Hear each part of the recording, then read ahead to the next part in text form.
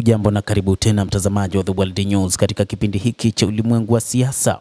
Mimi ni Adam Hussein.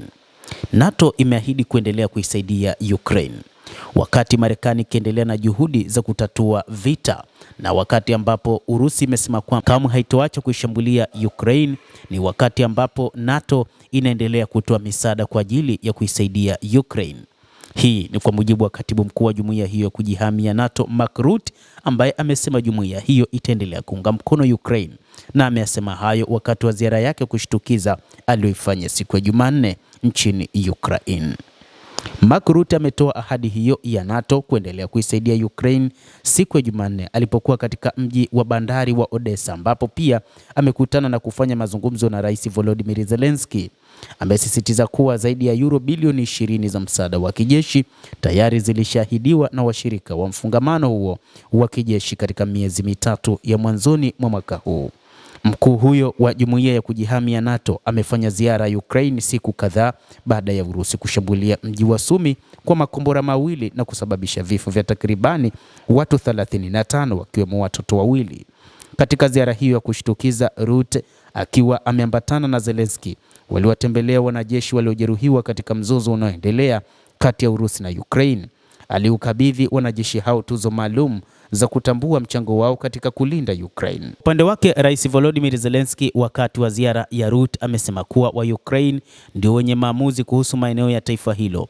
Ametumia nafasi hiyo kuwaonya wapatanishi wa Marekani katika mazungumzo na Urusi kuwa wasifanye maamuzi yasiyokubalika kuhusu maeneo ya Ukraine yaliyotekwa na Urusi. Lakini moja kati ya mambo ambayo hata wapatanishi akina Witkoff wanasema kwamba miongoni mwa maeneo ambayo yataweza kumaliza vita hivyo ni pamoja na Urusi kumiliki maeneo katika mashariki ya Ukraine ambayo ni pamoja na Luhansk, Donetsk, Zaporizhia pamoja na Kherson, pamoja na eneo ambalo lilitekwa tangu mwaka 2014, eneo la Crimea.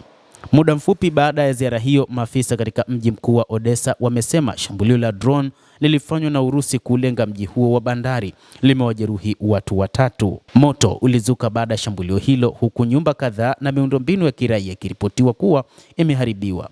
Katika mji jirani wa Kherson, mtu mmoja ameuawa na wengine 3 wamejeruhiwa katika moja ya mashambulizi hayo ya Urusi dhidi ya Ukraine. Ni wakati jeshi la anga la Ukraine limeripoti kuwa Urusi ilishambulia nchi hiyo kwa ndege 97 zisizokuwa na rubani usiku wa kuamkia Jumatano. Taarifa ya jeshi hilo limesema limefanikiwa kuzidungua droni 57 kati ya zilizorushwa. Drone 34 zimeripotiwa kuwa zilipoteza mwelekeo, wakati 6 zilisalia hazikutolewa maelezo. Urusi imeongeza mashambulizi ya drone katika mashambulizi yake dhidi ya Ukraine.